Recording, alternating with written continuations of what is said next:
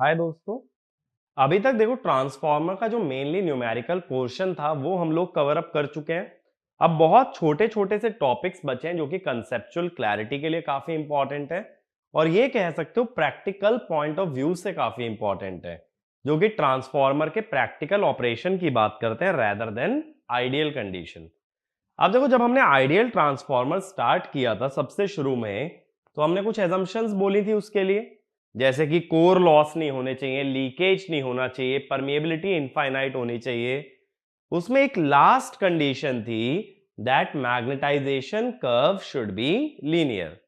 अब जब हम प्रैक्टिकल ट्रांसफार्मर का मॉडल बिल्डअप कर रहे थे, तब हम सारी एजम्पशन हटा चुके थे सिवाय लीनियर कर्व के। ठीक है, लीनियर कर्व हमने फिर भी मान रखा था। अब हम क्या बात करेंगे कि अगर मैग्नेटाइजेशन कर्व नॉन लीनियर रहता है तब हमारा ट्रांसफार्मर का ऑपरेशन कैसे होता है। तो इसको हम लोग क्या बोलते हैं, इसको हम लोग बोलते हैं एक्साइटेशन फिनोमिना। यानी कि ट्रांसफार्मर को जब एक्साइट करोगे, एक्साइट करने का मतलब उसमें करंट या वोल्टेज अप्लाई करोगे, तब क्या फिनोमिना होगा, that is called as excitation phenomena. और इसमें अब हम क्या करने वाले हैं, इसके अंदर हम जो लीनियर बीएच कर्व वाली कंडीशन थी उसको रिमूव करने वाले हैं। एक्चुअल में हम क्या जानते हैं, जो फेरोमैग्नेटिक मटेरियल्स होते हैं उनके बीएच कर्व कभी लीनियर नहीं होते, उनके अंदर दो चीजें कंपलसरी हैं। क्या क्या? एक तो सैचुरेशन और दूसरा हिस्टेरेसिस। मैंने ये बात पहले भी बताई थी जब मटेरियल की बात की थी कि जब कभी फेरोमैग्नेटिक मटेरियल की बात आए तब हमें हिस्टेरेसिस एक्सप्लेन करना बहुत जरूरी है, क्योंकि फेरोमैग्नेटिक मटेरियल इकलौते ऐसे मटेरियल हैं जो कि हिस्टेरेसिस एग्जिबिट करते हैं। ठीक है, तो हम लोग देखो हिस्टेरेसिस लॉस तो निकाल लिए थे, कंसीडर कर लिए थे सर्किट के अंदर, बट हमने बीएच कर्व में हिस्टेरेसिस नहीं लिया। बीएच कर्व में कैसे नहीं लिया? क्योंकि उसकी वजह से जो वेवफॉर्म में चेंज आता वो हमने कंसीडर किया ही नहीं, अभी तक वो चीज कंसीडर नहीं हुई है। तो अब देखो हम लोग इसको ना पार्ट बाय पार्ट जाएंगे। सबसे पहले मैं एक चीज कंसीडर करूंगा सैचुरेशन, उसके बाद में दूसरी चीज कंसीडर करूंगा हिस्टेरेसिस, ताकि ज्यादा अच्छे से क्लैरिटी मिल पाए कि ईच फैक्टर का क्या रोल होता है हमारी वेवफॉर्म के अंदर। ठीक है, अब देखो क्या होता है जब कभी सैचुरेशन और हिस्टेरेसिस लेते हैं। अभी देखो, जब हमने ट्रांसफार्मर की डेरिवेशन शुरू करी थी तब मैंने आई म्यू लिखा था I M sine omega t, flux आ गया था phi M sine omega t. कैसे आ गया था? N I by reluctance. लेकिन इसका क्या मतलब हुआ कि फ्लक्स और आई म्यू दोनों ही क्या थे? Sinusoidal.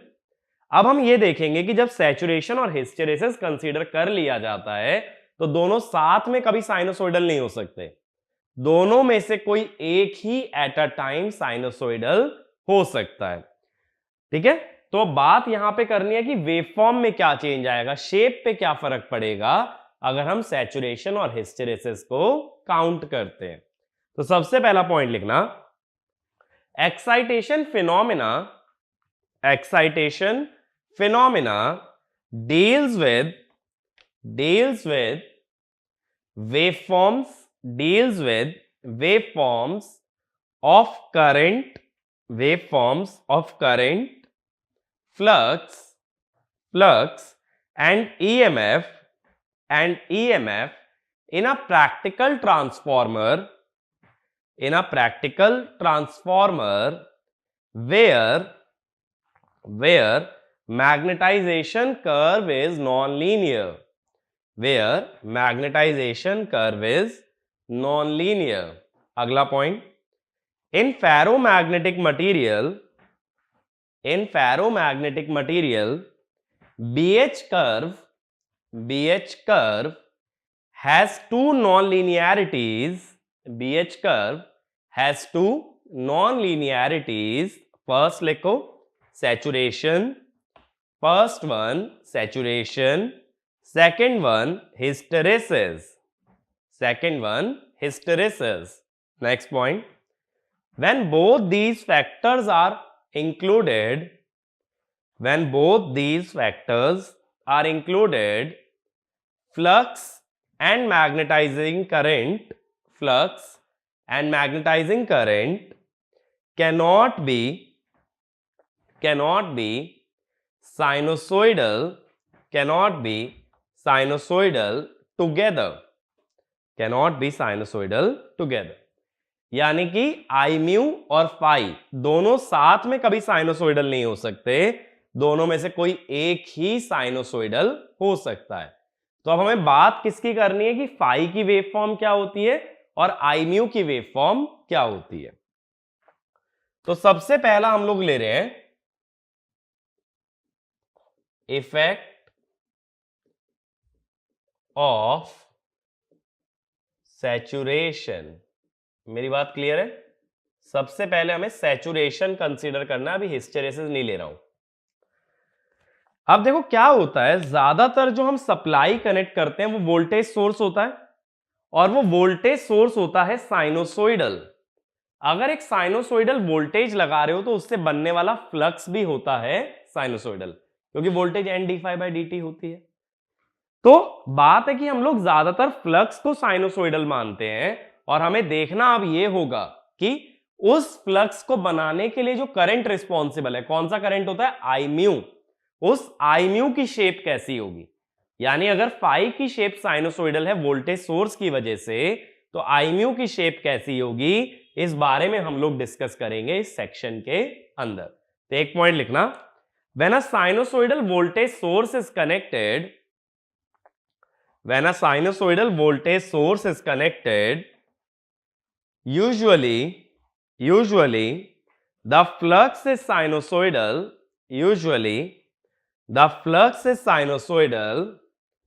but the current required from supply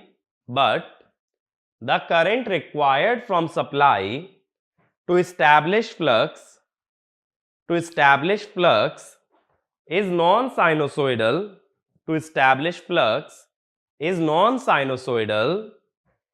and its shape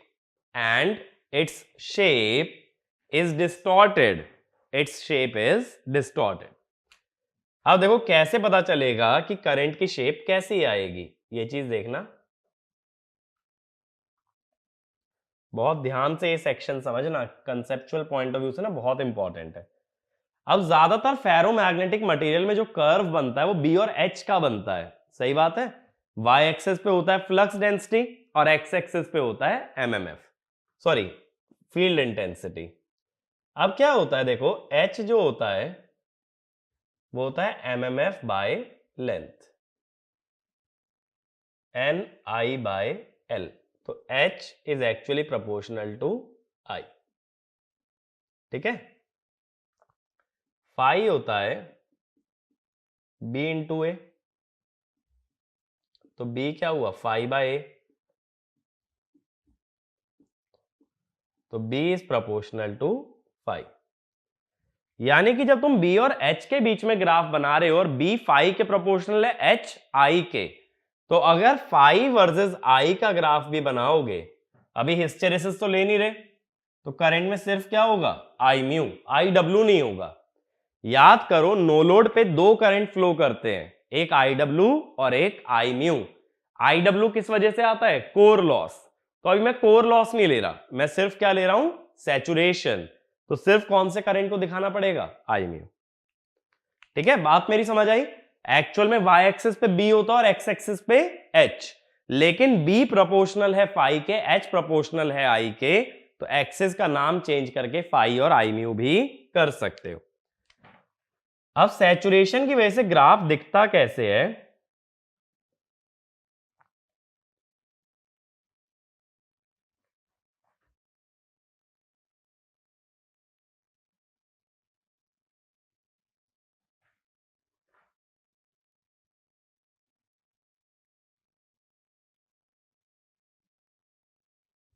कुछ इस टाइप से, ठीक है, कि कुछ हिस्से में लीनियर चला फिर बाद में वो हो गया सैचुरेट, ठीक है।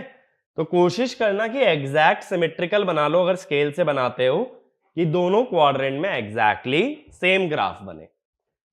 अब बात मैंने क्या बोली कि जब फ्लक्स का वेवफॉर्म देखेंगे टाइम के अगेंस्ट,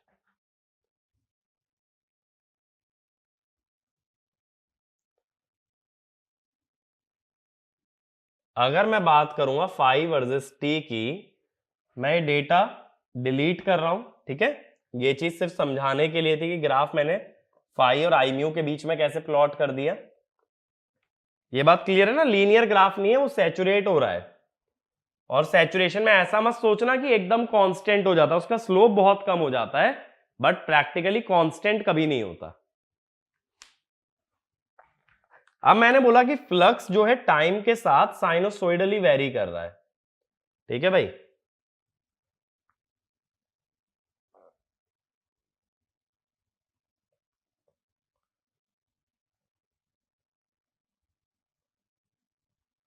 ये हमने फ्लक्स बना लिया, ठीक है। फ्लक्स टाइम के साथ साइनोसोइडल है। अब मुझे आई म्यू जानना है। ये कर्व क्या बता रहा है? ये हर फ्लक्स की वैल्यू के लिए आई म्यू बता रहा है, और ये ग्राफ क्या बता रहा है? अलग अलग टाइम पे फाई। तो एक चीज सोचो, मुझे टाइम के अगेंस्ट फाई पता है, इस वाले ग्राफ से पता है ना, टाइम के अगेंस्ट फाई, और फाई के अगेंस्ट आई म्यू पहले ग्राफ से आ सकता है। हर फाई के लिए आई म्यू बता सकते हो ना पहला ग्राफ देख के। तो इस तरह से हर टाइम पे आई म्यू निकल सकता है, और वहां से आई म्यू का ग्राफ प्लॉट होगा। देखो कैसे। पहले क्या करो, फ्लक्स इतना ले लो, ये फ्लक्स लिया तो आई म्यू कैसे आ गया? एक्स एक्सिस का इंटरसेप्ट, यानी फ्लक्स अगर देखो कितनी हाइट का ले रहे हो, सपोज ए बी हाइट का, तो यहां से ओ ए के बराबर हमारे पास, या ओ सी के बराबर क्या आ गया? आई म्यू। ऐसी अगली फ्लक्स की रीडिंग ले लो, अगली फ्लक्स की रीडिंग के हिसाब से अगला आई म्यू आ गया। तीसरी फ्लक्स की रीडिंग लोगे, तीसरा आई म्यू आ जाएगा, जैसे ओ डी ओ ई। चौथी फ्लक्स की रीडिंग लोगे, चौथा आई म्यू आ जाएगा। पांचवी फ्लक्स की रीडिंग लोगे, पांचवा आई म्यू आ जाएगा। अब देखो जो पांचवा आई म्यू आया, ओ जी, ये काफी हाई आया ना।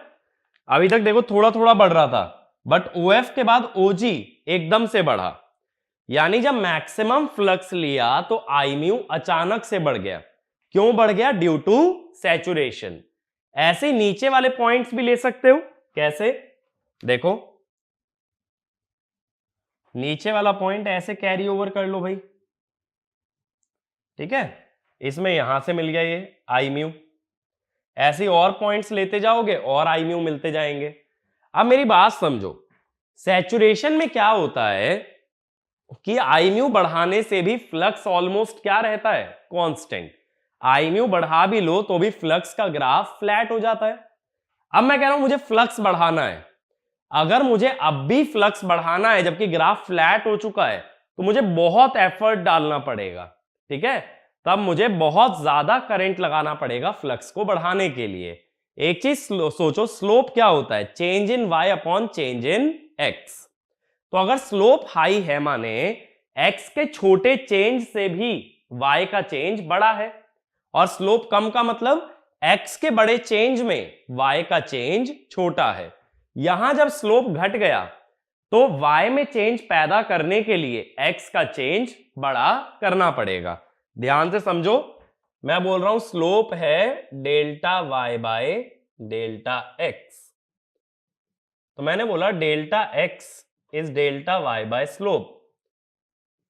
तो जब स्लोप कम हो गया तो same change in Y produce करने के लिए, डेल्टा वाई को अगर कांस्टेंट मान लें, स्लोप कम होने से डेल्टा एक्स बढ़ जाएगा, तो ज्यादा करंट लगाना पड़ेगा। अब इस कारण से इसकी वेवफॉर्म क्या आती है करंट की, इसको ध्यान से देखना। करंट की वेवफॉर्म कुछ ऐसी आती है,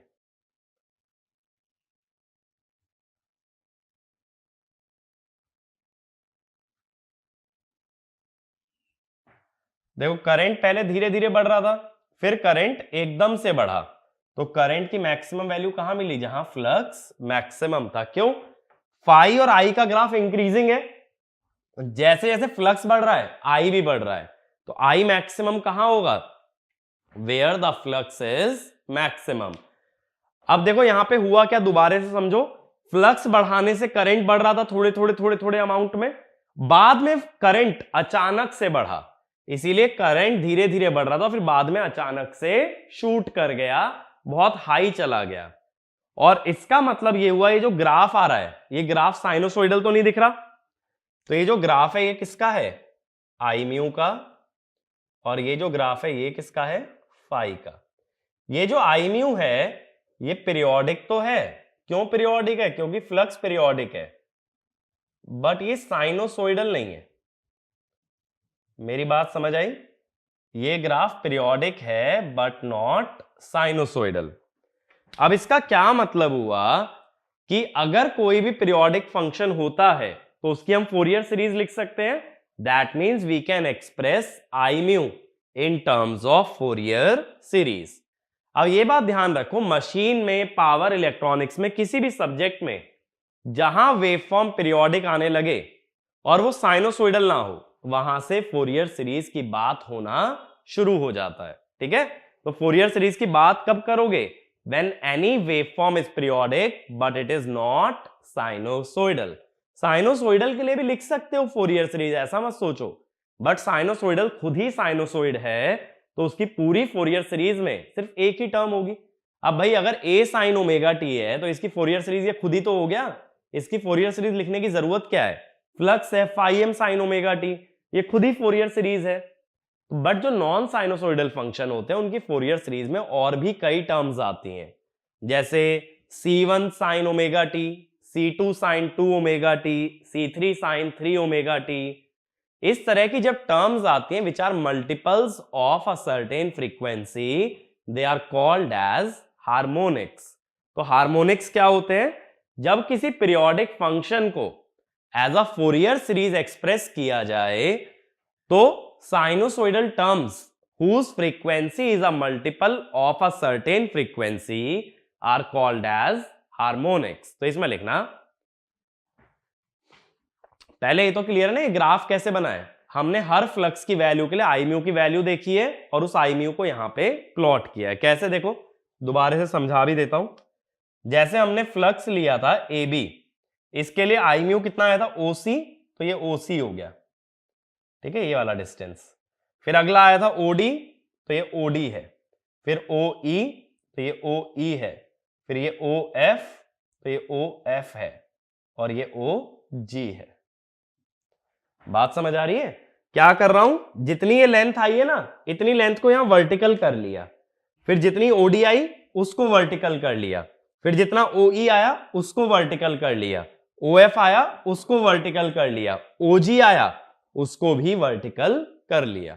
तो इस तरह से मैं आई म्यू का ग्राफ प्लॉट कर पा रहा हूं। तो इसमें लिखना, due to saturation the shape of I mu is non-sinusoidal, the shape of I mu is non-sinusoidal, but it is periodic, so I mu can be expressed,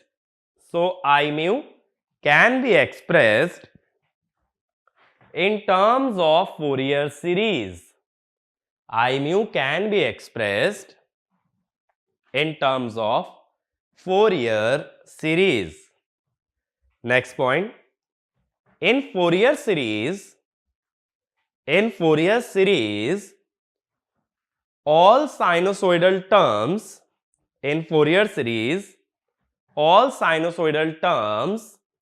have a frequency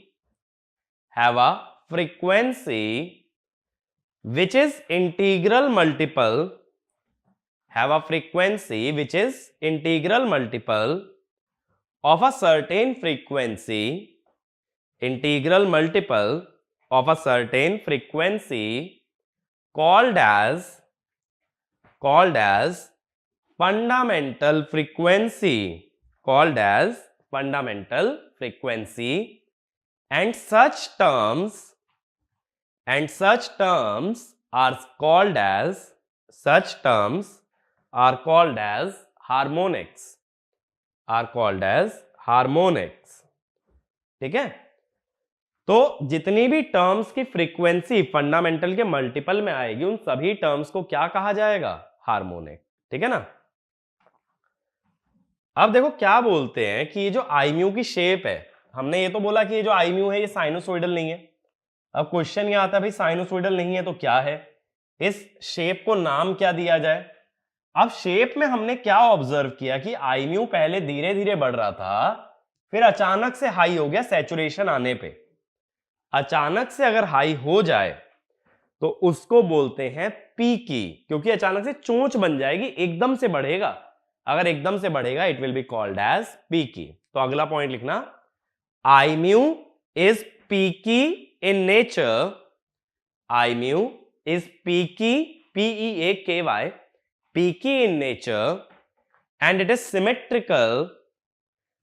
symmetrical about maximum value, symmetrical about maximum value।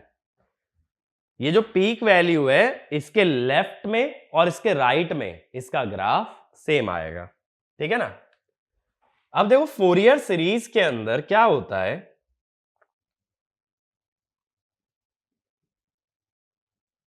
अगर हम बात करते हैं ना trigonometric Fourier series, तो कैसे लिखी जाती है? ये ऐसे लिखते हैं ना, a naught sigma n equal to 1 to infinity an cos n omega naught t bn sin n omega naught t. ये क्या होता है? ए नॉट, ये होता है एवरेज, और यहां देखो सभी की जो फ्रीक्वेंसी है वो ओमेगा नॉट के मल्टीपल में चल रही है ना, एन ओमेगा नॉट, तो इनको क्या बोल दोगे? हार्मोनिक्स। और n इक्वल टू 1 को क्या बोल देते हैं हम लोग? फंडामेंटल। हार्मोनिक्स की जो फ्रीक्वेंसी होती है वो फंडामेंटल के मल्टीपल में चलती है। ठीक है, इतनी बात हमें क्लियर होती है।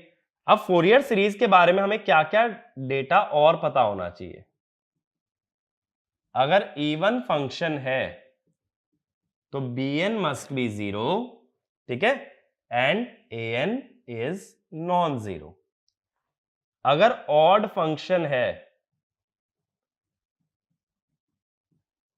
an must be 0, bn is non zero. यानी इवन फंक्शन में सिर्फ कॉस वाली टर्म्स आएंगी और ऑड फंक्शन में सिर्फ साइन वाली। और वो तो सही भी है भाई, कॉस जो है इवन फंक्शन और साइन जो है that is an odd function. अब एक इंपॉर्टेंट चीज जो और पता होनी चाहिए, that is the concept of half wave symmetry. Half wave symmetry क्या होता है कि अगर कोई भी फंक्शन आधी साइकिल में पिछली आधी साइकिल का नेगेटिव है तब n is equal to odd, यानी ऑड हार्मोनिक्स एग्जिस्ट। बात को समझना, अगर फंक्शन की दो हाफ साइकिल ले लो, एक 0 से t/2 और एक t/2 से लेकर के t तक, यानी टाइम पीरियड अगर कैपिटल T है उसको दो पार्ट्स में डिवाइड किया, t/2 और t/2, और दोनों पार्ट एक दूसरे की मिरर इमेज है, यानी एक ऊपर तो दूसरा नीचे। मिरर इमेज किसके अबाउट? एक्स एक्सिस के अबाउट। तो हम बोलते हैं हाफ वेव सिमेट्रिक। जैसे एक छोटा सा एग्जांपल लो, जैसे देखो साइन का ही ग्राफ बना ले, पीरियड 2π होता है ना, तो आधी साइकिल कितनी होगी? पाई। ये हाफ साइकिल है। अब देखो इसकी जो नेगेटिव हाफ साइकिल है ये पॉजिटिव वाली है और ये नेगेटिव वाली है, दोनों एक दूसरे का मिरर इमेज है ना, एक्स एक्सिस के अबाउट। एक जैसा ऊपर है दूसरा वैसा ही नीचे है, इसे हाफ वेव सिमेट्री कहते हैं। ऐसे ही आई म्यू में देखो, ये रही पहली हाफ साइकिल, ये आधी साइकिल है, और ये बाकी की आधी साइकिल है। ये दोनों एक दूसरे का मिरर इमेज है। ये दोनों अगर एक दूसरे का मिरर इमेज है, एक जैसा ऊपर है दूसरा वैसा ही नीचे है, तो it is said to be half wave symmetric. तो इसमें क्या होता है, जो n की वैल्यू यहां पुट होती है फोरियर सीरीज में वो सिर्फ ऑड होती है, यानी पहली तो 1 होगी वो है फंडामेंटल, उसके बाद अगली 2 नहीं आएगी, अगली कौन सी आएगी? 3 आएगी, अगली 5, 7, 9, 11 ऐसे चलेगा। तब हम उसका ये किसका कॉन्सिक्वेंस होता है? हाफ वेव सिमेट्री का। जो भी फंक्शन की 2 हाफ साइकिल एक दूसरे की मिरर इमेज बने उसमें n की वैल्यू इवन हो ही नहीं सकती, सिर्फ क्या होगी? ऑड। ठीक है, इसको बोलते हैं हाफ वेव सिमेट्री। और ये बहुत ज्यादा इंपॉर्टेंट है क्योंकि मशीन में ज्यादातर वेवफॉर्म्स जो देखोगे ना वो हाफ वेव सिमेट्रिक ही निकलेंगी। अगर वेवफॉर्म हाफ वेव सिमेट्रिक है तो हार्मोनिक्स हमेशा कौन से लोगे? ऑड वाले। तो इसमें लिखना I mu is half wave symmetric. I mu is half wave symmetric, and hence the Fourier series only contains odd harmonics. अब दूसरी बात क्या होती है, ये जो कोएफिशिएंट है bn या an ये n के इनवर्सली प्रोपोर्शनल चलते हैं, यानी कि as n increases an और bn decreases। जितना बड़ा हार्मोनिक लोगे, तुम कह रहे हो मुझे 10वां हार्मोनिक चाहिए, तुम कह रहे हो मुझे 15वां हार्मोनिक चाहिए, तो उनका जो मैक्सिमम वैल्यू है, साइन और कॉस के बाहर जो वैल्यू होती है वो मैक्सिमम वैल्यू होती है ना, मैक्सिमम वैल्यू घटती जाती है। यानी फंडामेंटल की वैल्यू हाईएस्ट होगी, उससे कम किसकी होगी? थर्ड की, उससे कम फिफ्थ की, उससे कम सेवेंथ, उससे कम नाइन्थ, इस तरह से। तो मुझे सिर्फ इतनी बात बताओ, तुम्हें कंसीडर कौन सी वैल्यू करनी चाहिए, जो ज्यादा है या जो कम है? थोड़ा सा लॉजिक लगाओ, कौन सी वैल्यू ज्यादा क्रूशियल है, जो हाई है या फिर जो लो है? और जहां तक मुझे लगता है सब लोग इस डायरेक्शन में सोच पा रहे होंगे कि वैल्यू वही रेलिवेंट है जो ज्यादा है। फंडामेंटल तो देखो मुझे चाहिए ही चाहिए, फंडामेंटल हमेशा डिजायरेबल है। इसके अलावा के जो हार्मोनिक्स आ रहे हैं, जो मल्टीपल आ रहे हैं, वो बर्बाद कर रहे हैं वेवफॉर्म को। तो मैं ये जानना चाह रहा हूं, फंडामेंटल तो मैक्सिमम है, वो ठीक है, होना भी चाहिए, बाकी बची हुई टर्म्स में सबसे बड़ी टर्म कौन सी होगी? सोचो, फर्स्ट के बाद सेकंड तो है नहीं क्योंकि हाफ वेव सिमेट्रिक है, सेकंड होता तो वही मैक्सिमम भी होता, सेकंड नहीं है तो अगला कौन सा आएगा? थर्ड। तो third harmonic will be maximum in value. और यही सबसे बड़ा रीजन है कि थर्ड हार्मोनिक मशीन में इतना फेमस क्यों है। यह बात ध्यान रखना आगे के लिए, जहां भी वेवफॉर्म हाफ वेव सिमेट्रिक बन गई वहां हमेशा ज्यादातर बात की जाएगी थर्ड हार्मोनिक की, क्योंकि उससे बड़ा कोई हार्मोनिक एग्जिस्ट ही नहीं करेगा। तो ये वाला पॉइंट लिखो, as order of the harmonic increases its amplitude or strength reduces,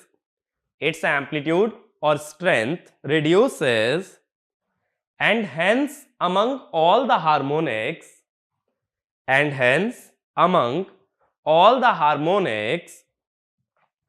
third harmonic is most dominant.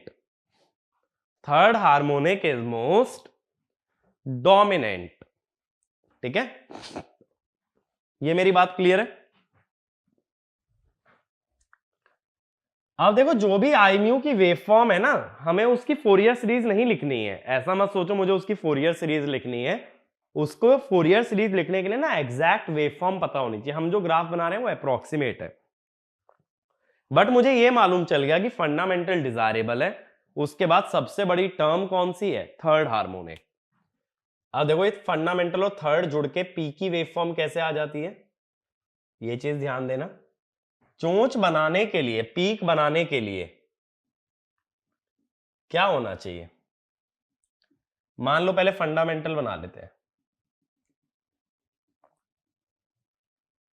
Sinusoidal होगी ना फंडामेंटल। भाई इसमें हर एक टर्म तो साइनोसोइडल है, तो इंडिविजुअल जो हार्मोनिक्स होते हैं ना, हर हार्मोनिक साइनोसोइडल होता है।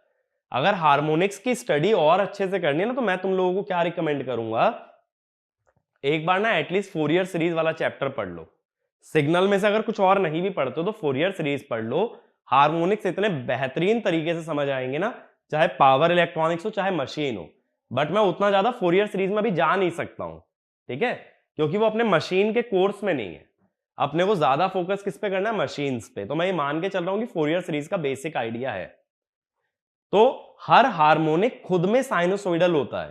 पहले मैंने क्या बना लिया, फंडामेंटल। फंडामेंटल का n1 होता है ना, तो इसको लिख दिया I म्यू 1। अब मैं कह रहा हूं अगर तुम्हें चोंच चाहिए, पीक चाहिए, तो इसकी पीक में कुछ ऐड करना पड़ेगा। पीक में हार्मोनिक्स ऐड होने चाहिए, और थर्ड हार्मोनिक की, इसकी एक हाफ साइकिल में थर्ड हार्मोनिक की 3 हाफ साइकिल आएंगी। ऐसे सोचो, जिस किसी हार्मोनिक की फ्रीक्वेंसी 3 टाइम्स है तो उसका टाइम पीरियड कितना होगा, 1/3। तो जहां इसका एक लूप कंप्लीट होगा, 1/3 टाइम पीरियड की वजह से उसके 3 लूप कंप्लीट होंगे। अगर इसका ड्यूरेशन 10 सेकेंड है तो उसका ड्यूरेशन 3.33 है, तो 10 सेकेंड में कितनी बार आ जाएगा, 3 बार। और ड्रॉ ऐसे करना कि पीक में पीक ऐड हो जाए,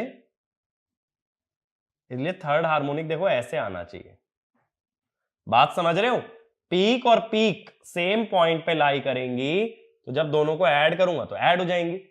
अगर तुम थर्ड हार्मोनिक उल्टा बनाते, पहले ऊपर फिर नीचे फिर ऊपर, तो ये वाला पॉइंट नीचे आता, पॉजिटिव और नेगेटिव को ऐड करते तो क्या हो जाता, रिड्यूस। जबकि पीकी में पीक होनी चाहिए हाई। पीक हाई कब होगी, जब फंडामेंटल और हार्मोनिक्स ऐड होंगे, तो पीक वाले पॉइंट पे दोनों की वैल्यू क्या होनी चाहिए, पॉजिटिव। तो ये हो गया अपना थर्ड हार्मोनिक। अब देखना ओवरऑल ग्राफ कैसे बनेगा, बहुत ध्यान से इसको ऑब्जर्व करना। देखो, पॉजिटिव में नेगेटिव जोड़ा क्या होगा, रिड्यूस। पॉजिटिव में 0 जोड़ा तो सेम वैल्यू, ये रिड्यूस हो गया। फंडामेंटल से नीचे आ गए ना, देखो प्लस में माइनस ऐड करो तो फंडामेंटल के नीचे आ रहे हो, फिर प्लस में प्लस जोड़ रहे हो,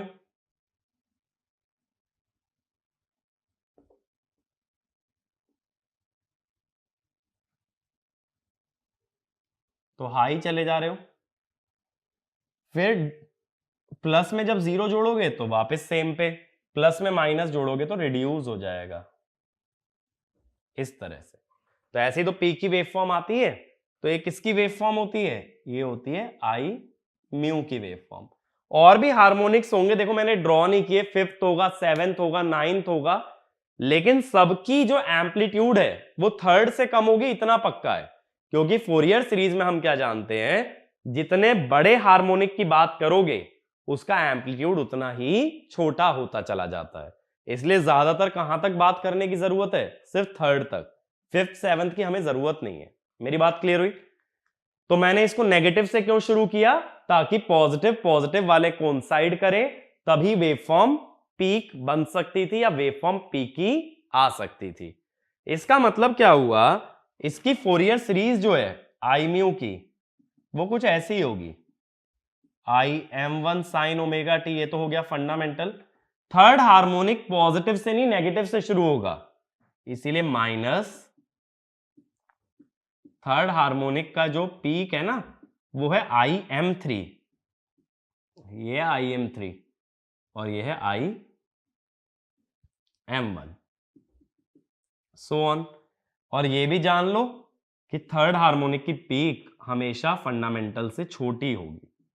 जितना बड़ा हार्मोनिक लोगे उतनी छोटी उसकी पीक बनेगी, ऐसे चलेगा। 7th वाला और छोटा, 9th वाला और छोटा। तो ज्यादातर हम बात कहां तक करते हैं, थर्ड हार्मोनिक तक। मेरी बात क्लियर हुई, ठीक है। तो ये क्लियर है। तो अब हमने क्या सीखा भाई अभी तक, कि अगर सैचुरेशन कंसीडर किया जाए तो फ्लक्स साइनोसोइडल होने के बावजूद आई म्यू साइनोसोइडल नहीं आता, उसकी वेवफॉर्म पीकी आती है। और पीकी किस वजह से आती है, कि उसके अंदर फोरियर सीरीज जो एग्जिस्ट करती है उसमें फंडामेंटल होता है जो कि डिजायरेबल है, और साथ साथ आता है थर्ड हार्मोनिक।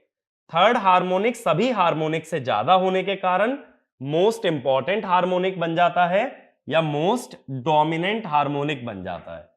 अगर वेवफॉर्म हाफ वेव सिमेट्रिक नहीं होती तो मुझे बताओ, चाहे इसे क्वेश्चन ही लिख लो, if waveform is not half wave symmetric, if waveform is not half wave symmetric, which harmonic would be most dominant? Which harmonic would be most dominant? अब अगर वेवफॉर्म हाफ वेव सिमेट्रिक नहीं होती तो उसमें odd harmonics नहीं बल्कि उसमें सारे हार्मोनिक आते, ऑड और इवन दोनों। फंडामेंटल तो डिजायरेबल है, उसके बाद अगला कौन आता? सेकंड। अगली इसमें सेकंड गायब नहीं होता, तो वही मोस्ट डोमिनेंट होता। तो ये लिख लेना, if waveform is not half wave symmetric, if waveform is not half wave symmetric, then odd as well as even harmonics are present, odd as well as even harmonics are present, which implies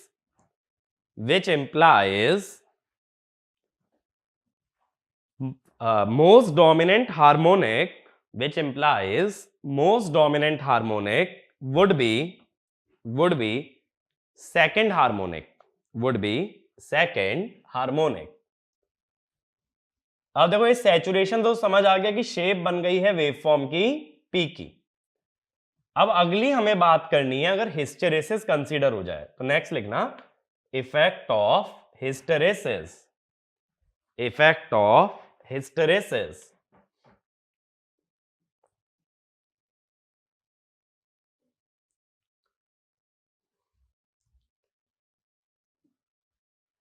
ठीक है। Again ये जो graph बनाऊंगा वो phi versus I बनाऊंगा, और अब की बार ये जो है ना ये आई नॉट है, हिस्टेरेसिस ले रहे हो तो आई डब्ल्यू और आई म्यू दोनों आ जाएंगे, और दोनों आएंगे तो आई नॉट दिखाना पड़ेगा। पहले हम वर्जिनल कर्व बना लेते हैं जो एक फ्रेश सैंपल का होता है,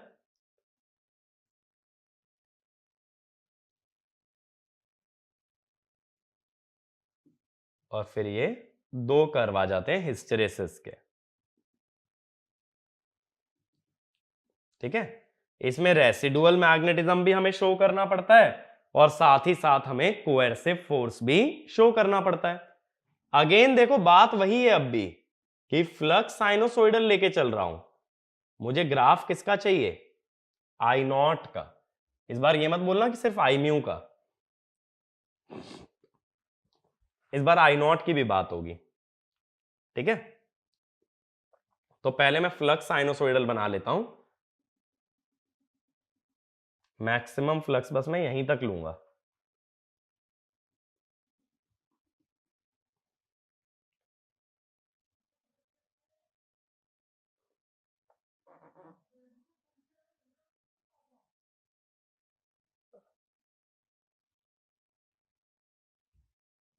ठीक है।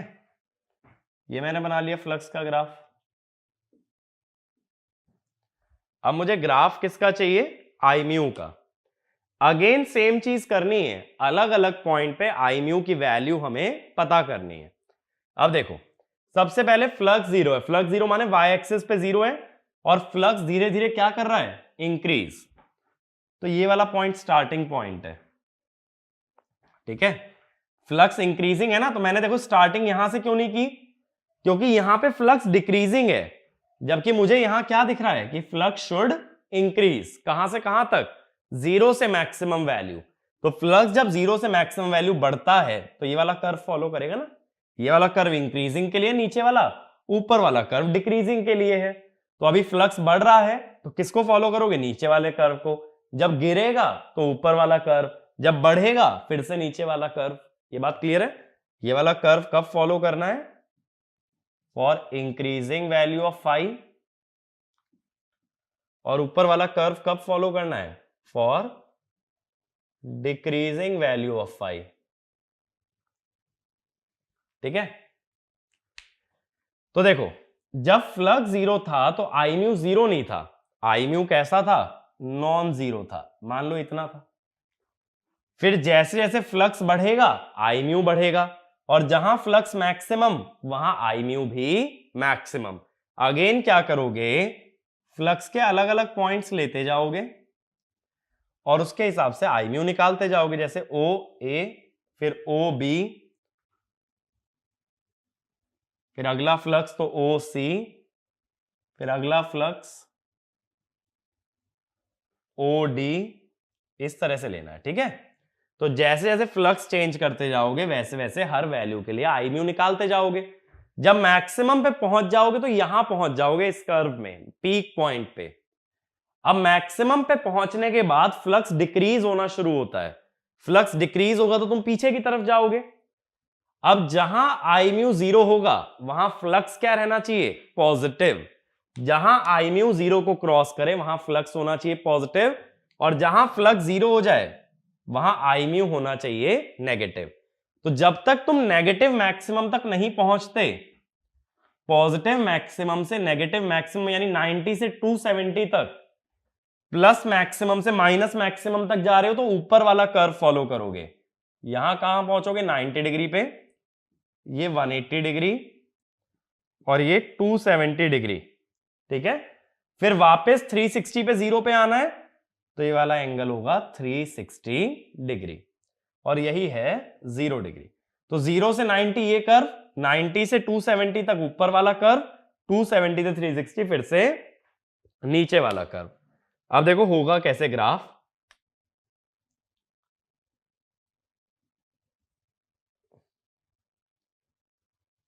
आई म्यू बढ़ेगा जहां फ्लक्स मैक्सिमम, आई म्यू भी मैक्सिमम।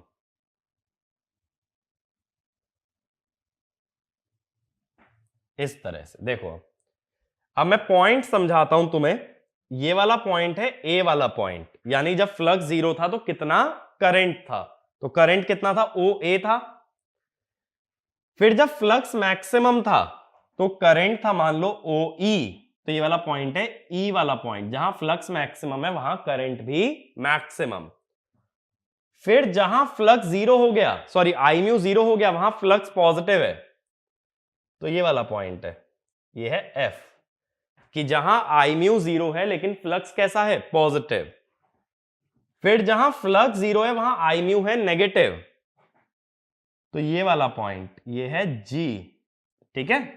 फिर जहां फ्लक्स नेगेटिव में मैक्सिमम वहां आई म्यू भी नेगेटिव में मैक्सिमम, तो ये वाला पॉइंट है एच। फिर जहां फ्लक्स 0 आई म्यू नेगेटिव, सॉरी जहां आई म्यू 0 वहां फ्लक्स नेगेटिव, तो ये वाला पॉइंट है आई। बात क्लियर हो रही है? एक्स एक्सिस इंटरसेप्ट का मतलब फ्लक्स 0 है, वहां से आई म्यू की वैल्यू मिली। वाई एक्सिस इंटरसेप्ट का मतलब आई म्यू 0 है तो फ्लक्स की वैल्यू मिलती है। तो ये पॉइंट्स है देखो, ए, फिर देखो ये वाला पॉइंट बी, अगर सारे पॉइंट देखने ना, ये बी है, ये सी है, ठीक है, इस टाइप से चल रहे हैं। सॉरी ये वाला बी है, ये सी, ये डी, तो A B C D maximum E पे मिलेगा। फिर जहां आई म्यू 0 होता है, देखो जहां आई म्यू 0 होता है वहां फ्लक्स कैसा होता है? पॉजिटिव मिलता है ना, तो यही तो मैंने दिखाया, जहां आई म्यू 0 है वहां फ्लक्स कैसा है? पॉजिटिव। तो फ्लक्स साइनोसॉइडल के लिए आई म्यू अभी भी पीक ही मिल रहा है, लेकिन दोनों के ना 0 वाले पॉइंट कोइंसाइड नहीं कर रहे। 0 वाले पॉइंट कोइंसाइड क्यों नहीं कर रहे? क्योंकि इस ग्राफ में कभी भी दोनों एक साथ 0 नहीं होते। दोनों के 0 वाले पॉइंट कोइंसाइड तब करते हैं जब फाई वर्सेस आई का ग्राफ ओरिजिन से पास होता, कि जहां फ्लक्स 0 है वहां करंट भी 0 है। अभी ऐसा नहीं हो रहा। अभी क्या हो रहा है? जहां फ्लक्स 0 है वहां करंट नॉन 0 है, और जहां करंट 0 है वहां फ्लक्स नॉन 0 है। यही तो मतलब है, करंट 0 होने पे फ्लक्स का मतलब रेसिडुअल, फ्लक्स 0 होने पे करंट का मतलब कोएर्सिव। तो दोनों साथ में 0 नहीं हो रहे, इसका मतलब zeros will not coincide.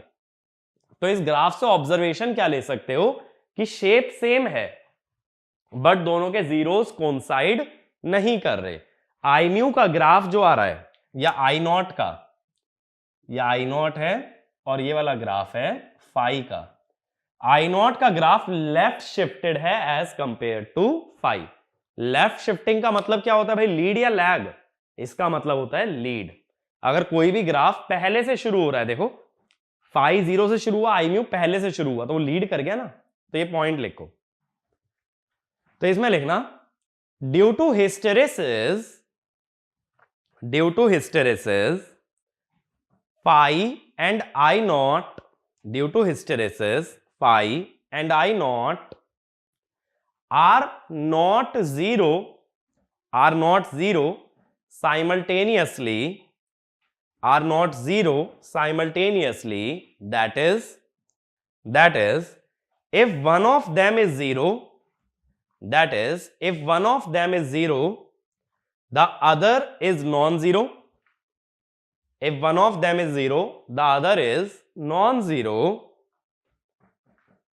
But the shape of I naught is peaky.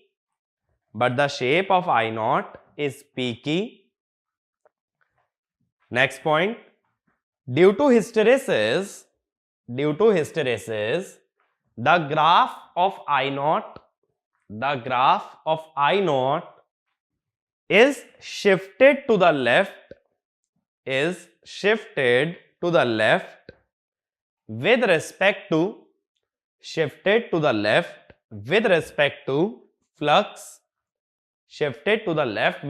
to flux, and we can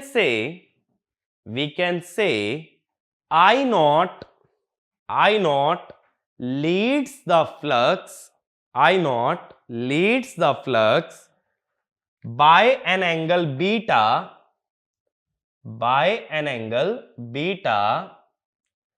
called as hysteresis angle,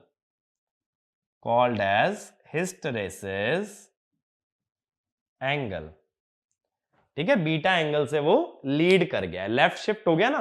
कितने एंगल से शिफ्ट हुआ? बीटा से। ये ध्यान रखना, ये बीटा टाइम नहीं है, ये एंगल है। एंगल कैसे कन्वर्ट करते हैं टाइम से? Omega T. ठीक है भाई। तो अब यहां से क्या समझ आया? सैचुरेशन लेने से आई म्यू की शेप, जल्दी बोलो सभी लोग, आई म्यू की शेप क्या बनती है? पी की। और अगर हिस्टेरेसिस ले लें तब क्या होता है? हिस्टेरेसिस लेने से होता है लेफ्ट शिफ्ट, या ये कह दो कि करंट कर जाता है लीड। अब मेरी बात समझना, पहले जो हमने फेजर डायग्राम पढ़े थे,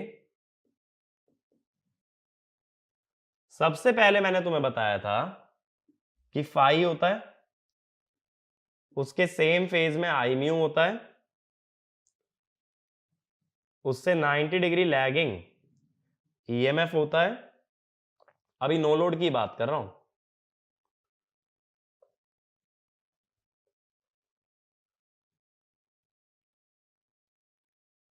और फिर बन जाता है V1 जो कि होता है -E1। और जब कोर लॉस आ जाते हैं तो इसी के फेज में एक करंट दिखाते हैं IW, दोनों का सम क्या हो जाता है? I not. ऐसा करते थे ना। अब यही चीज यहां समझना, फ्लक्स तो मैंने साइन का फंक्शन माना है ना, साइन ओमेगा टी। फ्लक्स का जो ग्राफ है अगर ध्यान से देखोगे तो वो कैसा है? Sign omega T. तो मैं ये बोल रहा हूं कि फाई जो है,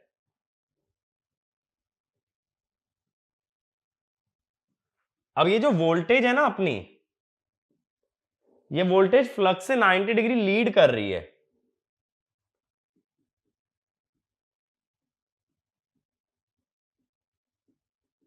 तो +90 कर दिया, 90 डिग्री लीड का मतलब ये हो गया। अब देखो एक ही ग्राफ पे सारी चीजें, थोड़ा ध्यान से ऑब्जर्व करना और मेरे साथ साथ ना वीडियो पॉज कर करके एक एक ग्राफ ड्रॉ करते चलना। एक साथ सारे बनाओगे ना थोड़ा मुश्किल हो जाएगा। अब देखो सबसे पहले आधी लूप बना ली मैंने फ्लक्स की, ये है फाई। वोल्टेज उससे 90 डिग्री लीड कर रहा है, तो मैं बना लेता हूं वोल्टेज का ग्राफ।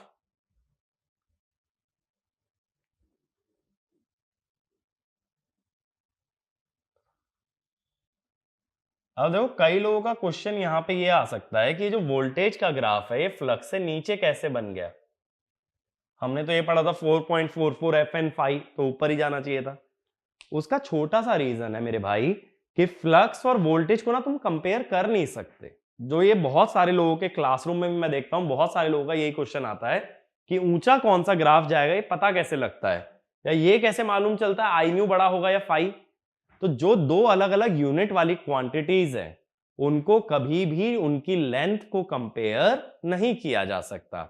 जैसे यहां पे वोल्टेज है वोल्ट में, फ्लक्स है वेबर में, कौन बड़ा कौन छोटा कैसे कंपेयर कर लोगे, यूनिट ही अलग अलग है। ये तो बेसिक मेजरमेंट वाली बात है ना, किन्हीं भी दो क्वांटिटीज को कंपेयर करने के लिए उनका यूनिट पहले सेम होना जरूरी है। मैं तुमसे एक छोटी सी बात पूछता हूं सिंपल सी, इससे तुम्हारा डाउट यहां क्लियर हो जाएगा। 10 किलो ज्यादा होता है या 5 किलोमीटर ज्यादा होता है, बताओ। 10 किलो वजन ज्यादा है या 5 किलोमीटर डिस्टेंस ज्यादा है? तो तुम कहोगे भाई इन दो चीजों का क्या लेना देना। सेम चीज मैं यहां बोल रहा हूं कि वोल्टेज वोल्ट्स में है, फ्लक्स वेबर में है, इनकी हाइट को कंपेयर नहीं करना। अब देखो अपने पास आई नॉट कैसा आया था, आई नॉट कुछ ऐसा आया था, ठीक है।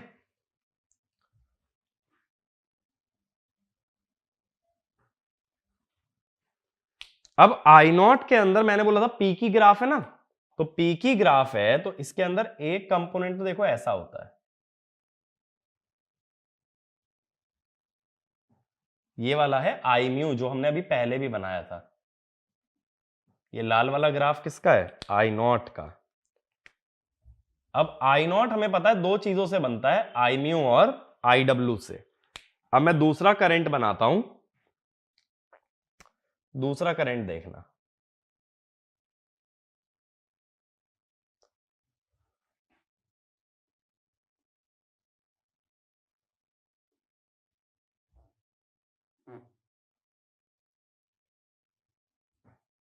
इस टाइप से देखो, ये ब्लू वाला और ब्लैक वाला कर्व ऐड होके रेड वाला बन रहा है। देखो ब्लू में पॉजिटिव ऐड हुआ, पॉजिटिव ऐड हुआ तो ये ऊपर चला गया रेड। फिर ब्लू में नेगेटिव जब ऐड होगा तो एक्चुअल में ब्लू वाला जो है ना रेड से ऊपर आना चाहिए था।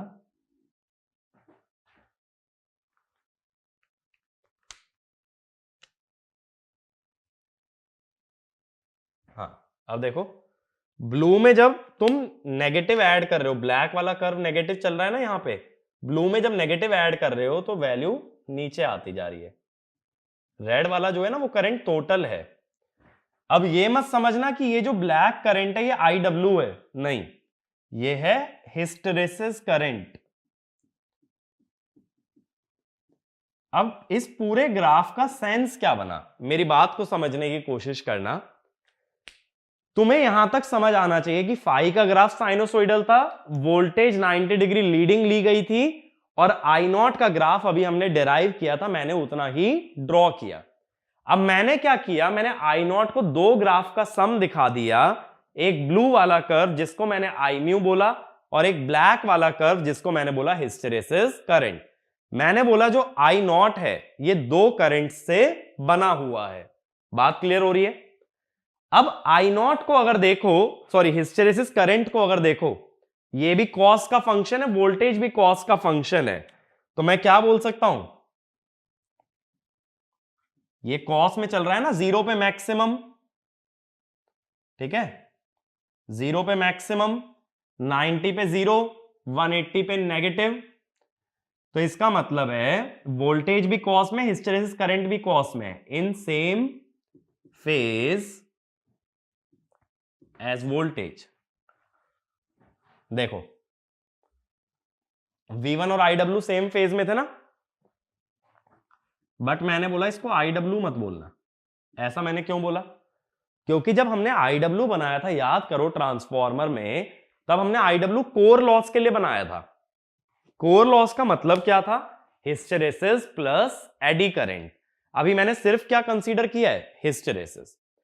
अगर हिस्टेरेसिस और एडी करंट दोनों कंसीडर करना है तो क्या होता है, देखो मैंने बोला था BH कर्व का जो एरिया होता है वो क्या बताता है, हिस्टेरेसिस लॉस। लेकिन मैं जानना चाहता हूं हिस्टेरेसिस और एडी करंट दोनों, यानी दोनों लॉस का सम जानना चाहता हूं, तो क्या करो, BH कर्व फैला लो। भाई BH कर्व बड़ा बना लो, एरिया बढ़ा लो, सीधी सी बात है ना। अगर 100 वॉट हिस्टेरेसिस और 50 वॉट एडी करंट है, मुझे 150 वॉट चाहिए। अब मैं अगर बीएच कर्व ही बड़ा बना लूं, हो सकता है उसका टोटल एरिया ही कितना आ जाए, 150।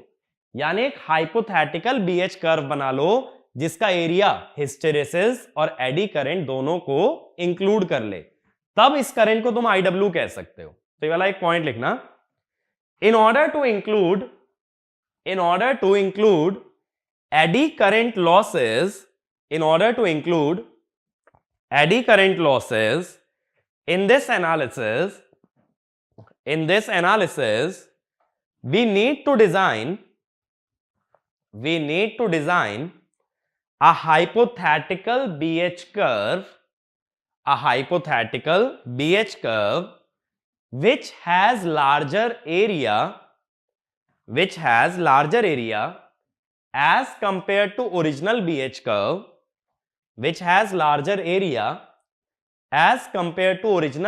curve, and whose area represents sum of hysteresis and eddy current loss, ठीक है। जब तक ऐसा नहीं करोगे तो ये करंट कौन सा है, हिस्टेरेसिस करंट है, इसके अंदर एडी करंट इंक्लूड नहीं हुआ। अदरवाइज बीएच कर्व बड़ा बना लो, उससे आई नॉट का ग्राफ निकाल लो, आई नॉट के ग्राफ में फिर जो करंट बचेगा that will be your I W. बात क्लियर हुई? मैंने क्या किया, आई नॉट का ग्राफ तो जैसे निकाला था वैसे ही निकाला, उस ग्राफ को दो पार्ट में तोड़ दिया, ब्लू वाला कर्व आई म्यू, ठीक है, एरो में ठीक कर देता हूं, दैट इज आई म्यू, और ब्लैक वाला curve that is hysteresis current. मेरी बात क्लियर हुई? तो मैंने ये बोला कि एक तो फाई वर्सेस आई का ग्राफ है अपने पास कुछ इस टाइप से, इसका एरिया क्या बताएगा, हिस्टेरेसिस लॉस, लेकिन मैं टोटल कोर लॉस जानना चाहता हूं, तो एक फर्जी कर्व ऐसा बना लो जिसका एरिया इससे ज्यादा हो। तो अब यहां से जो बाहर वाला एरिया है ना बचा हुआ, ये एरिया कितना होना चाहिए, बचा हुआ जो एरिया है, एडी करंट लॉस। मेरी बात समझ आई? तब इस एनालिसिस में तुम दोनों लॉसेस को इंक्लूड कर सकते हो, तब तुम कह सकते हो कि ये जो ब्लैक वाला कर्व आएगा that will be I W. बात क्लियर हुई? फाई का graph sinusoidal, voltage 90 degree leading, I naught हमने निकाला फाई वर्सेस आई वाले ग्राफ से, उसको दो पार्ट में तोड़ा, आई म्यू और आई डब्ल्यू। अब ये जो सेम फेज में है वोल्टेज के, तो ये क्या देगा, सेम फेज में आती है real power V I cos 0, और ये वोल्टेज से 90 डिग्री है, तो ये कौन सी पावर देगा, रिएक्टिव पावर। और ये तो हमने पहले भी बोला था भाई, आई म्यू और वोल्टेज में 90 डिग्री का एंगल है तो ये रिएक्टिव पावर देता है, वोल्टेज और आई डब्ल्यू में 0 डिग्री का एंगल है तो ये रियल पावर देता है। इसीलिए हमने ये बोला भी था कि reactive power is required to generate flux, ठीक है। तो अब रियल और रिएक्टिव दोनों पावर इंक्लूड हो गई हमारी इस ग्राफ के अंदर। अब देखो इसके बाद आगे चलते हैं, यहां तक मेरी बात क्लियर होनी चाहिए। इसमें जो जो चीजें याद रखनी है ना वो भी समराइज करा दूंगा, ऐसा मत सोचना सब कुछ ही याद रखना है। इतना एनालिसिस अपने गेट या किसी भी एग्जाम के अंदर इतना डिटेल में पूछा जाना मुश्किल है, बट ये चीज समझ आनी चाहिए कि जो जो शेप हम लोग डिस्क्राइब कर रहे हैं वो किस वजह से डिस्क्राइब कर रहे हैं, ठीक है। आगे चले, अब अगला मानते हैं if I mu is sinusoidal. अभी तक मैं ये कह रहा था कि फ्लक्स साइनोसोइडल है और हम निकाल क्या रहे थे, आई म्यू। अब मैं कह रहा हूं अगर आई म्यू साइनोसोइडल हो और फ्लक्स निकाला जाए तब क्या होगा। अब मैं हिस्टेरेसिस नहीं ले रहा हूं, सिर्फ क्या ले रहा हूं, सैचुरेशन, सिर्फ सैचुरेशन की बात कर रहे हैं। देखो इसमें थोड़ा सा ग्राफ ना उतना बड़ा नहीं बना रहा हूं, थोड़ा छोटा ग्राफ बना रहा हूं, समझने की कोशिश करना यहां से।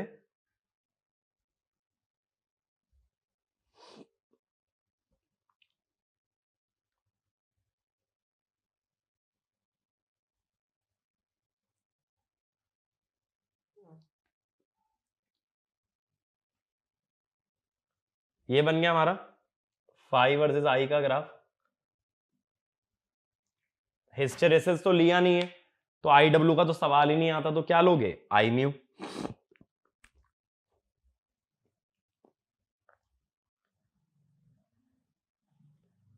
अब देखो आई म्यू एक्स एक्सिस पे है ना, तो ये रहा आई म्यू और ये रहा टाइम। ऐसे सोचो, आई म्यू साइनोसोइडल मानना है ना, आई म्यू साइनोसोइडल मानना है, तो आई म्यू वर्सेस टाइम का ग्राफ कैसा होना चाहिए, साइनोसोइडल, इस टाइप से। अब इसको ना 90 डिग्री ऐसे रोटेट कर लो ग्राफ को, ये ग्राफ का जो शीट है ना इसको ऐसे घुमा लो, ऐसे घुमाओगे तो एग्जैक्टली ऐसा ग्राफ दिखेगा। इसमें साइनोसोइडल ग्राफ कैसे दिखेगा, इस टाइप से। ये आई म्यू का ग्राफ है, हमने 90 डिग्री रोटेट कर लिया है। अब मैं क्या चाहता हूं, फ्लक्स निकालना चाहता हूं आई म्यू की हर एक वैल्यू के लिए। तो एक्स एक्सिस पे आई म्यू की वैल्यू देखो, वाई एक्सिस पे क्या मिल जाएगा, फ्लक्स। आई म्यू की अगली वैल्यू अगला फ्लक्स, आई म्यू की अगली वैल्यू अगला फ्लक्स, आई म्यू की अगली वैल्यू अगला फ्लक्स, इस टाइप से। ठीक है। अब ये देखो, शुरू में तो फ्लक्स बढ़ रहा था, बाद में फ्लक्स ऑलमोस्ट क्या हो गया, कांस्टेंट। तो जो फ्लक्स का ग्राफ आता है ना, वो शुरू में तो बढ़ता है, बाद में ऑलमोस्ट कांस्टेंट हो जाता है। शुरू में बढ़ता है, बाद में ऑलमोस्ट कांस्टेंट। बात समझ आ रही है, पहले तो करंट के साथ साथ फ्लक्स बढ़ता है और बाद में फ्लक्स ऑलमोस्ट क्या हो जाता है, कांस्टेंट। इसका मतलब ये हुआ कि यहां अगर फाई का ग्राफ देखा जाए तो ग्राफ कुछ ऐसा आता है, ट्रेपेजॉइडल टाइप। ये वाला ग्राफ बनता है हमारा फाई का। तो ये जो फाई का ग्राफ बन रहा है, ये ऐसा लग रहा है किसी ने वेवफॉर्म को क्लिप कर दिया हो। ये वेवफॉर्म ऊपर से कैसी हो गई, फ्लैट, तो इसे बोल देते हैं फ्लैट टॉप्ड। जैसे हमने बोला था जब फाई साइनोसोइडल था तो आई म्यू कैसा आया था, पीकी। अब हम बोल रहे हैं जब आई म्यू साइनोसोइडल है तो फ्लक्स आ रहा है फ्लैट टॉप्ड। लॉजिकली सोचो, सैचुरेशन के वक्त फ्लक्स ऑलमोस्ट कांस्टेंट हो जाता है। अगर फ्लक्स ऑलमोस्ट कांस्टेंट हो गया तो फ्लक्स कैसा हो जाएगा, फ्लैट टॉप। अब अगर फ्लक्स को साइनोसोइडल बनाना है तो तुम्हें बहुत ज्यादा करंट लगाना पड़ेगा, इसलिए साइनोसोइडल करंट फ्लक्स के लिए करंट एकदम से शार्प हो जाता है, जिसे कह देते हैं पीकी। तो अगर फ्लक्स साइनोसोइडल चाहिए सैचुरेशन में तो तुम्हें बहुत ज्यादा करंट लगाना है, पीकी बनेगा। और करंट साइनोसोइडल है तो फ्लक्स क्लिप हो जाएगा, फ्लक्स कैसा बनेगा, फ्लैट टॉप। मेरी बात क्लियर हुई। अब जैसे हमने बोला था, देखो यहां पे फ्लक्स भी कैसा है, पीरियोडिक है, पीरियोडिक है ना, और ये भी कैसा है, हाफ वेव सिमेट्रिक है। तो इसमें भी सिर्फ कौन से हार्मोनिक होंगे, ऑड हार्मोनिक। तो इसमें लिखना the flux generated due to sinusoidal magnetizing current, the flux generated due to sinusoidal magnetizing current is flat topped in nature, and since it is periodic, it can be expressed as Fourier series, and due to half wave symmetry, it will only contain odd harmonics.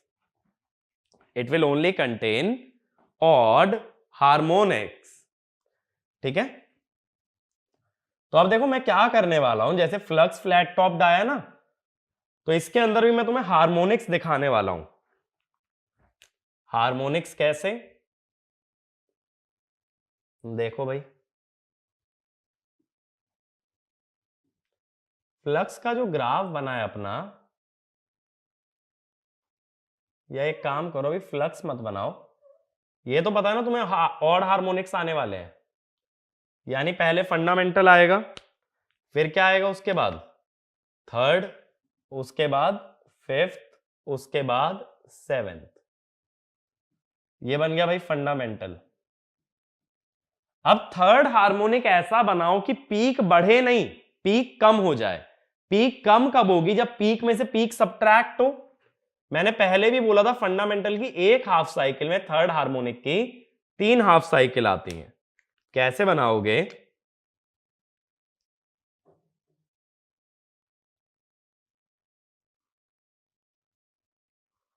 ऐसे बनेगा ना। अब इसके अंदर क्या होगा देखो,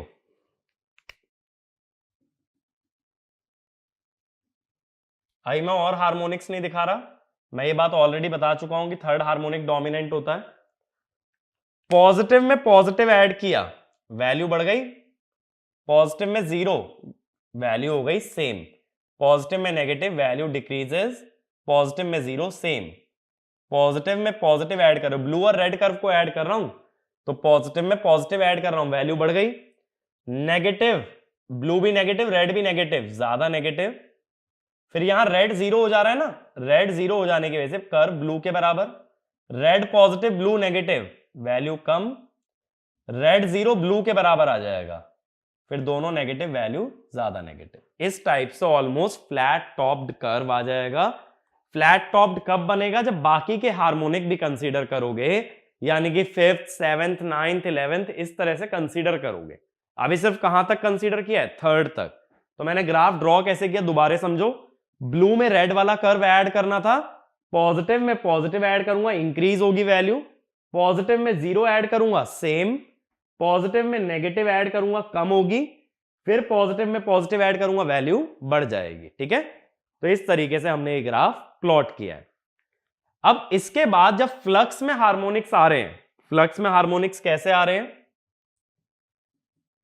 पहले आ रहा है भाई फंडामेंटल, फिर इसके बाद आ रहा है थर्ड हार्मोनिक। अब की बार प्लस में लोगे, क्योंकि ये पॉजिटिव से शुरू हुआ है, ये भी पॉजिटिव से शुरू हुआ है, और फ्रीक्वेंसी 3 टाइम्स लोगे। फिर आ जाएगा फिफ्थ हार्मोनिक, इस तरह चलेगा ना। अगर ईएमएफ को अभी फेराडेज लॉ के हिसाब से N D phi by D T लिख लो, लिखने का तो वैसे माइनस भी लिख सकते हो।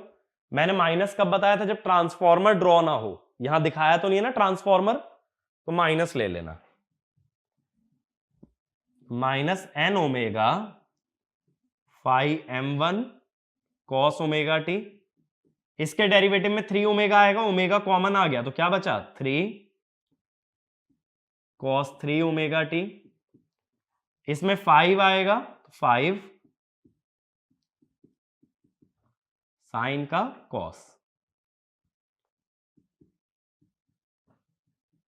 ऐसे बनेगा। अब देखो इसमें थर्ड हार्मोनिक कितना था? 5m3। इसमें कितना हुआ? 3 5m3। फिफ्थ था 5m5, इसमें कितना हुआ? 5 5m5। इसका मतलब क्या हुआ? फ्लक्स में हार्मोनिक आने से ईएमएफ में वो एम्पलीफाई हो जाते हैं। क्यों? क्योंकि फ्रीक्वेंसी हाई है और डेरिवेटिव लेने में फ्रीक्वेंसी बाहर आ जाती है, तो जितने ऑर्डर की फ्रीक्वेंसी है वो टर्म बाहर आ गई ना। कहने का मतलब मान लो ये 1 है, ये 0.1 है, तो ये तो अभी भी 1 ही है, लेकिन ये कितना हो गया? 0.3। तो पहले ये 10% था फंडामेंटल का, अब कितना हो गया? 30%। बात क्लियर हुई? तो ये वाला भी एक पॉइंट लिखना। The harmonics in EMF, the harmonics in EMF due to harmonics in flux, the harmonics in EMF due to harmonics in flux are present in higher amount, are present in higher amount as compared to flux, are present in higher amount as compared to flux. Example लेते हैं। If phi m3 by phi m1 is 0.1 या 10%, तो EMF 3 by EMF 1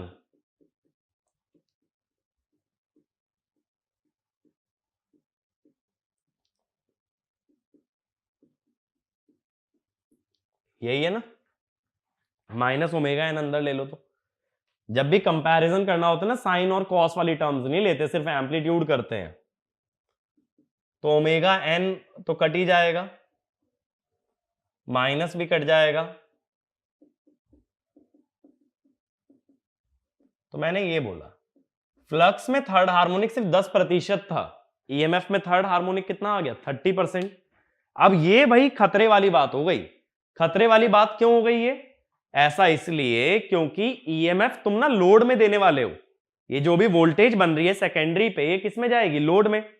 अब जो harmonic इतना ज्यादा बन रहा है ये सारा का सारा लोड में जाएगा, और लोड में हार्मोनिक आने से उसकी परफॉर्मेंस खराब हो जाती है।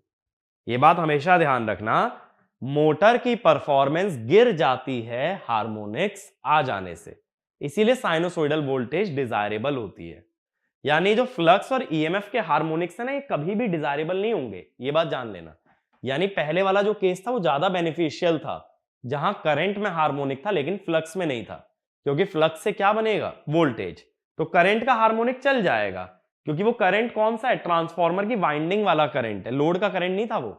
ऐसे सोचो, हार्मोनिक्स किस में देखे थे? आई नॉट में देखे थे ना। आई नॉट में अगर हार्मोनिक्स देखे भी थे, लोड में करंट I2 जाता है, आई नॉट नहीं जाता, तो कोई दिक्कत नहीं है। लेकिन अगर फ्लक्स में हार्मोनिक आए तो ईएमएफ में आएंगे, ईएमएफ में आए तो लोड में जाएंगे, इसीलिए harmonics in EMF are always undesirable. अब देखो ईएमएफ की जो शेप बनेगी, ये चीज देखना कैसे बनेगी। फ्लक्स कुछ ऐसा है ना अपना,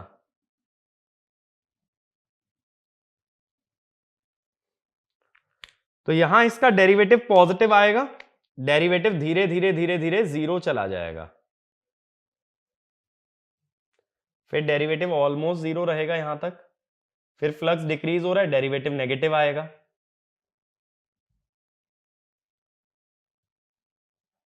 फिर डेरिवेटिव फिर जीरो चला जाएगा,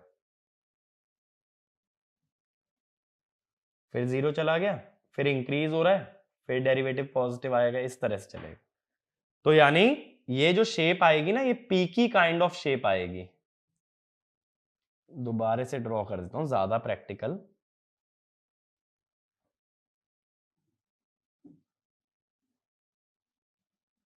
इस टाइप से आएगी, साइनोसॉइडल नहीं आएगी, और बीच में क्या रहेगी? जीरो, क्योंकि जब कोई भी ग्राफ फ्लैट टॉप्ड है, इसका डेरिवेटिव क्या होगा? जीरो होगा ना। तो शेप ईएमएफ की कुछ पीकी शेप बनती है और बीच बीच में क्या रहती है? जीरो। मेरी बात क्लियर हुई? ये वाली शेप किसकी है? ये ईएमएफ की है, और ये कैसे आया है? N D phi by D T. Minus लगाओगे तो ग्राफ पलट लेना, यानी नेगेटिव से शुरू होगा, फिर ये प्लस में, और अगले वाला फिर से माइनस में। ये मेरी बात क्लियर हुई? तो एक पॉइंट लिखना, due to harmonics in flux, due to harmonics in flux, harmonics are induced in EMF. Due to harmonics in flux, harmonics are induced in EMF, which cause degradation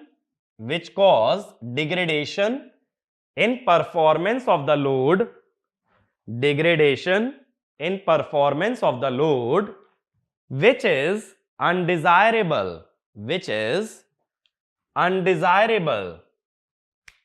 ठीक है भाई। अब देखो बात यह आती है कि फ्लक्स फ्लैट टॉप्ड होने से क्या होगा? फ्लक्स की मैक्सिमम वैल्यू गिर गई। अब हम ये जानते हैं, जो हिस्टेरेसिस लॉस है और एडी करंट लॉस है, ये किसके प्रोपोर्शनल होते हैं भाई? बीएम स्क्वायर के। तो कोर लॉस क्या हो जाता है? रिड्यूस हो जाता है। लेकिन इसका नुकसान क्या है कि ये हार्मोनिक्स लोड में जाएंगे। कोर लॉस तो कम हो जाएगा no doubt, but harmonics will enter the load. ठीक है, तो ये वाला पॉइंट लिख लेना। Core loss for flat topped flux waveform, core loss for flat topped flux waveform are less as compared to sinusoidal waveform, are less as compared to sinusoidal waveform, but load performance degrades, एक चीज सोचो ना, तुम ऐसे transformer का क्या करोगे जो तुम्हारे घर में लगी हुई डिवाइसेस को बिगाड़ दे, या तुम्हारे घर में जो एसी है, फैन है, ये सब चीजें अगर खराब हो जाएं तो ऐसे ट्रांसफॉर्मर का यूजेज नहीं हो पाएगा। अब देखो यहां से अब हमें क्या समरी मिलती है, मैं समराइज करता हूं कि तुम्हें पॉइंट्स याद क्या रखने हैं। पहली बात कि अगर फ्लक्स साइनोसोइडल हो जाए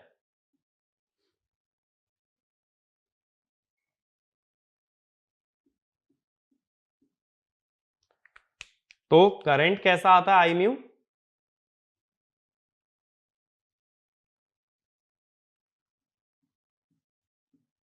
आई म्यू बनता है पी की,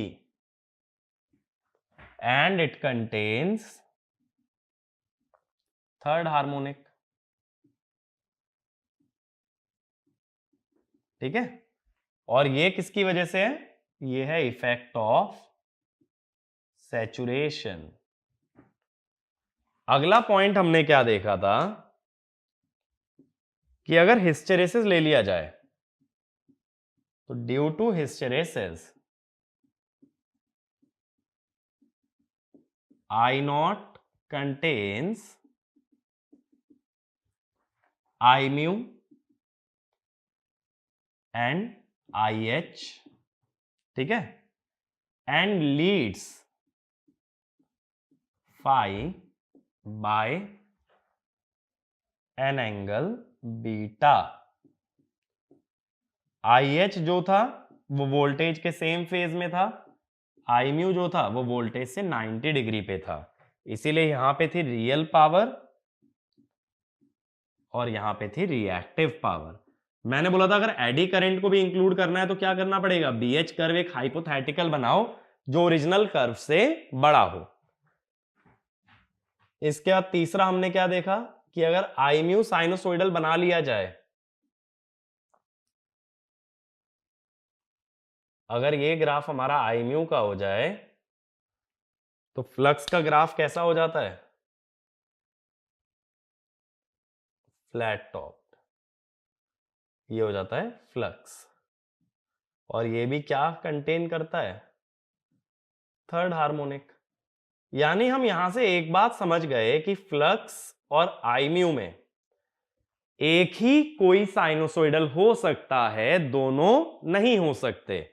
अगर एक साइनोसोइडल तो दूसरे में थर्ड हार्मोनिक, अगर फाई साइनोसोइडल तो आई म्यू में थर्ड हार्मोनिक, और अगर आई म्यू साइनोसोइडल तो फ्लक्स में थर्ड हार्मोनिक, किसी एक में आना कंपलसरी है। दूसरी बात, फ्लक्स में आना ज्यादा डेंजरस है क्योंकि फ्लक्स से किस में चला जाता है, ईएमएफ में, और ईएमएफ से किस में आ जाता है, लोड में। ठीक है, इसीलिए ऑलवेज डिजायरेबल केस कौन सा होता है, फर्स्ट वाला, third case is never desirable.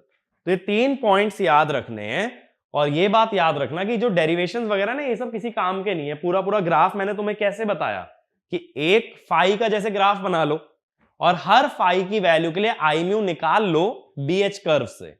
I mu अगर आ गया तो आई म्यू की डॉट्स को ज्वाइन कर दो, आई म्यू का ग्राफ बन जाएगा। इसमें क्या दिक्कत है, मैंने टेबल वाला मेथड भी बताया था, अलग अलग टाइम पे क्या लिख लो, फाई, और हर फाई के अगेंस्ट क्या लिख लो, आई म्यू। तो टाइम वर्सेस आई म्यू का ग्राफ वहां से प्लॉट हो सकता है। ठीक है, तो इसीलिए ये पूरा मेथड, पूरा डेरिवेशन इंपॉर्टेंट नहीं है। ये जो 3 पॉइंट्स हैं ये ऑब्जेक्टिव क्वेश्चंस में काफी काम आते हैं, इन पे डायरेक्ट ऑब्जेक्टिव क्वेश्चन आ जाता है। और ये बात ध्यान रखना, ये सारी कहानी शुरू कहां से हुई है, सैचुरेशन। सैचुरेशन किसमें होता है, फेरोमैग्नेटिक में।